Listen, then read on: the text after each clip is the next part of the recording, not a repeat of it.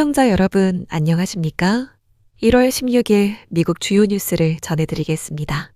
베네수엘라 야권 지도자이자 노벨 평화상 수상자인 마리아 코리나 마차도가 백악관을 방문해 트럼프 대통령에게 자신의 노벨 평화상 메달을 직접 전달했습니다. 마차도는 이번 선물이 마두로 전 대통령을 체포한 미군의 작전과 베네수엘라 국민에 대한 미국의 지원에 깊은 감사를 표하는 뜻이라고 밝혔고, 트럼프 대통령은 이를 상호 존중을 보여주는 훌륭한 제스처라고 화답하며 SNS에 금빛 액자에 담긴 메달을 들고 마차도와 함께 찍은 사진을 공개했습니다. 마차도는 라파에트 후작이 조지 워싱턴의 메달을 베네수엘라 건국의 아버지 시몬 볼리바르에게 보냈던 역사를 언급하며 200년 만에 워싱턴의 후계자에게 자유를 위한 헌신의 증표를 돌려주는 것이라고 설명했습니다. 하지만 노벨 평화상을 주관하는 노르웨이 현지 정계에서는 이번 행동에 대해 전례가 없는 일이라며 당혹감을 감추지 못하는 분위기입니다. 마틀라리 전 노르웨이 외무부 차관은 이를 두고 상에 대한 존중이 결여된 행동이라고 비판했고, 노동당 의원들 또한 매우 당황스럽다는 반응입니다. 노벨위원회 측은 노벨상은 한번 수여되면 취소하거나 타인에게 양도할 수 없으며 수상자라는 영예는 오직 본인에게만 귀속된다는 원칙을 재확인했습니다. 트럼프 행정부는 마차도의 이러한 적극적인 행보에도 불구하고 그녀를 베네수엘라의 새로운 지도자로 공식 지지하는 데에는 신중한 입장을 보이고 있습니다. 현재 미국 정부는 마두로 정권의 부통령 출신인 델시 로드리게스 임시대통령과 주로 소통하며 베네수엘라 과도정부 문제를 논의하고 있습니다. 미 당국은 제재 대상이었던 베네수엘라 원유에 대한 5억 달러 규모의 첫 판매를 완료했으며, 로드리게스 측 사절단이 조만간 워싱턴을 방문해 대사관 재개설 문제를 구체적으로 협의할 계획입니다. 다음 뉴스입니다. 트럼프 행정부가 치솟는 주택가격으로 고통받는 서민들을 위해 은퇴연금 계좌를 주택 구매에 활용하는 새로운 방안을 제시했습니다. 캐비넷의 백악관 국가경제위원회 위원장은 최근 폭스 비즈니스와의 인터뷰에서 일반 가정의 주택계약금 부담이 1만 5천 달러에서 3만 2천 달러로 2배 이상 급증했다며 이번 정책의 시급성을 설명했습니다. 이번 계획의 핵심은 주택 구매자가 페널티 없이 은퇴연금 계좌자금을 인출해 계약금으로 쓰되, 구매한 주택 지분의 일부를 다시 은퇴연금 계좌 내 자산으로 편입시켜 은퇴자금의 연속성을 보장하는 방식입니다. 주택가격이 상승하면 은퇴연금에 편입된 지분 가치도 함께 오르기 때문에 노후 자금을 훼손하지 않으면서도 생애 첫 주택 마련 시기를 획기적으로 앞당길 수 있다는 논리입니다. 현행 규정상 59.5세 이전에 은퇴연금 자금을 인출할 경우 통상 10%의 벌금과 소득세가 부과되지만, 트럼프 행정부는 주택 구매 목적에 한해 이를 면제하는 예외 조항을 신설할 것으로 보입니다. 이와 더불어 트럼프 대통령은 국책 모기지 기관이 보유한 현금을 활용해 2천억 달러 규모의 모기지 채권을 매입하도록 지시했는데, 이는 시장의 유동성을 공급해 모기지 금리를 낮추고 월 상환액을 줄이려는 구체적인 실행 계획입니다. 트럼프 대통령은 SNS를 통해 자신의 첫 임기 때 페니메이와 프레디맥을 매각하지 않은 결정 덕분에 현재 막대한 가용 현금을 확보할 수 있었다고 언급했습니다. 헤셋 위원장은 은퇴자금 고갈 우려에 대해 주택 지분을 연금 자산으로 전환하는 안전장치를 통해 자산 증식과 주거 안정을 동시에 달성할 수 있다고 설명했습니다. 헤셋 위원장은 트럼프 대통령을 수행하여 다음 주 스위스에서 열리는 세계 경제 포럼, 다보스 포럼에 참석할 예정입니다. 트럼프 대통령은 다보스 포럼 현장에서 은퇴연금 자금 활용 규제 완화를 포함한 주택시장 안정화 최종 계획을 직접 발표할 예정입니다. 다음 뉴스입니다. 미국 공항에서 비행기를 탈 때 리얼 아이디나 여권을 챙기지 않은 여행객들은 다음 달부터 적지 않은 수수료를 내게 됩니다. 미 교통안전청 TSA는 오는 2월 1일부터 신분증 미소지 승객이 보안 검색을 통과할 수 있도록 돕는 컨펌 아이디 프로그램을 시행한다고 발표했습니다. 리얼 아이디나 여권 등 유효한 신분증이 없는 승객은 현장에서 $45를 지불해야만 신원 확인 절차를 밟을 수 있게 됩니다. 다만 돈을 낸다고 해서 탑승이 무조건 보장되는 것은 아니며, TSA는 추가적인 신원 조회 과정을 거쳐 승인이 날 경우에만 검색대를 통과할 수 있다고 경고했습니다.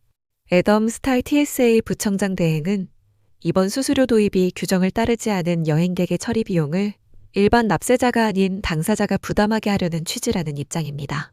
이 절차를 거치게 되면 일반 검색보다 약 30분 이상의 시간이 더 소요될 수 있어 자칫하면 비행기를 놓칠 위험도 커집니다.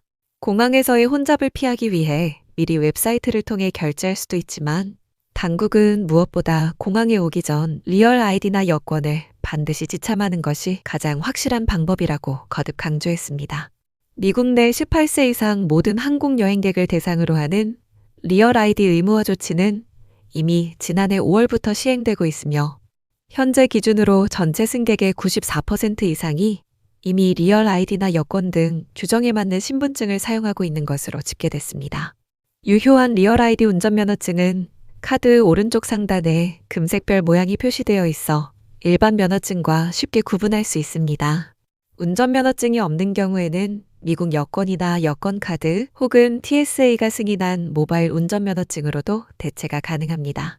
이 새로운 검색 절차와 수수료 부과는 2월 1일을 기점으로 미국 내 모든 공항에서 동시에 적용됩니다. 다음 뉴스입니다. 텍사스주 포트블리스 미군 기지 내 이민자 수용소에서 발생한 50대 남성 사망 사건의 원인이 타살의 가능성이 높다는 보도가 나왔습니다. 지난 1월 3일 수용소에서 사망한 쿠바 출신 루나스 캄포스는 아동 성범죄 전력이 있는 인물로 당시 이민세관 단속국은 그가 응급의료 상황으로 인해 사망했다고 발표했는데요. 워싱턴 포스트가 유족이 확보한 녹취록을 인용해 보도한 내용에 따르면 검시관실 관계자는 예비 부검 결과 사인이 목과 가슴 압박에 의한 질식사라고 언급했습니다. 이에 대해 국토안보부 대변인은 해당 남성이 구금 중 자살을 시도해 보안 요원들이 이를 저지하는 과정에서 격렬한 저항이 있었고 이어진 몸싸움 도중 호흡이 멈췄다는 입장을 내놓았습니다. 1996년 미국에 입국한 캄포스는 아동 성범죄와 무기 소지 등 다수의 중범죄 전과가 있어 이미 2005년에 추방명령을 받았으나 여행 서류 미비로 추방되지 않은 상태였습니다. 이민자 옹호단체들은 정부가 관리하는 시설에서 사람이 타살로 의심되는 정황으로 사망한 것은 관리감독 부재가 빚어낸 참사라며 강하게 비판하고 있습니다.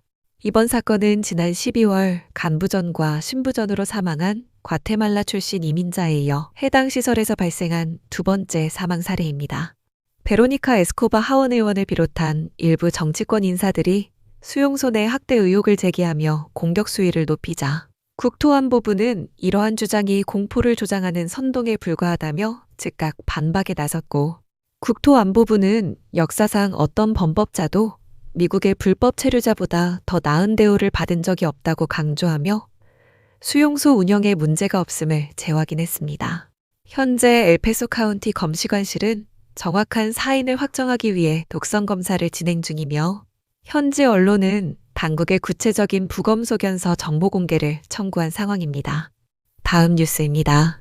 미국 이민세관 단속국이 서태평양 미국령 사이판에서 중국계 카지노 재벌 추이 리제를 이민법 위반 혐의로 체포해 구금했습니다. 체포된 추이 리제는 홍콩에 본사를 둔 임페리얼 퍼시픽 인터내셔널의 대주주로서 사이판 내 유일한 카지노 라이선스를 보유했던 핵심 인물입니다. 이번 체포는 트럼프 대통령 취임 이후 불법 체류자에 대한 구금과 추방 조치가 대폭 강화되는 시점과 맞물려 집행되었습니다.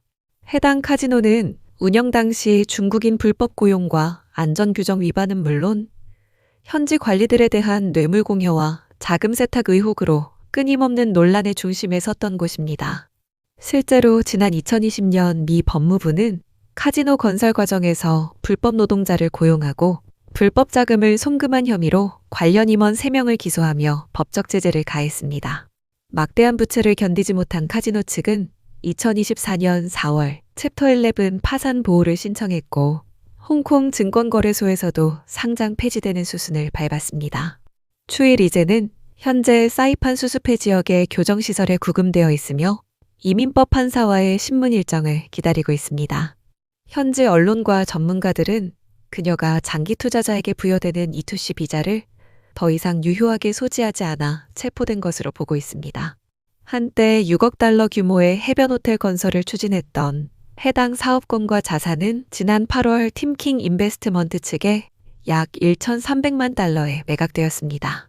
이민세관 단속국 측은 현재까지 구체적인 체포 경위나 향후 추방 일정에 대한 공식 세부 정보를 공개하지 않은 상태입니다. 마지막 뉴스입니다. 캘리포니아주 보건당국이 최근 급증하고 있는 야생 독버섯 중독 사고에 대해 심각한 우려를 표하며 경고 수위를 높이고 있습니다.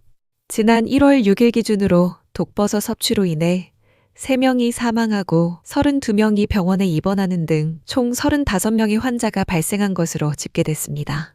특히 중독 증세가 심각해간 이식수술까지 받아야 했던 환자도 3명이나 포함된 것으로 확인돼 충격을 주고 있습니다. 이번 사태는 캘리포니아 북부 지역에 내린 때이른 폭우와 온화한 가을 날씨가 맞물리면서 치명적인 독성을 가진 알광대 버섯의 개체수가 폭발적으로 늘어난 탓입니다. 이 맹독성 버섯들은 일반적인 식용버섯과 외관이 매우 흡사해 전문가조차 육안으로는 구별하기 어려울 정도라 일반인들의 각별한 주의가 요구됩니다. 피해 지역은 샌프란시스코 베이 지역과 몬터레이, 소노마 카운티 등 북부 캘리포니아 전역에 걸쳐 광범위하게 나타나고 있습니다. 환자들의 연령대 또한 생후 19개월 된 유아부터 67세 노인에 이르기까지 남녀노소를 가리지 않고 발생해 그 위험성을 더하고 있습니다. 캘리포니아 독극물 통제 시스템 관계자는 이번 사태를 두고 캘리포니아 역사상 가장 큰 규모의 독버섯 중독 사고가 될 가능성이 높다고 진단했습니다. 독버섯을 섭취하면 24시간 이내에 복통이나 구토 같은 증상이 나타났다가 일시적으로 호전되는 듯 보일 수 있지만 이후 심각한 간 손상 같은 치명적인 합병증으로 이어질 수 있어 매우 위험합니다.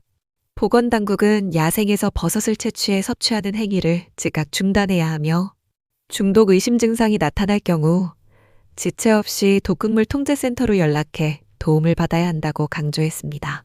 이상으로 오늘의 뉴스를 마칩니다. 시청해주셔서 감사합니다.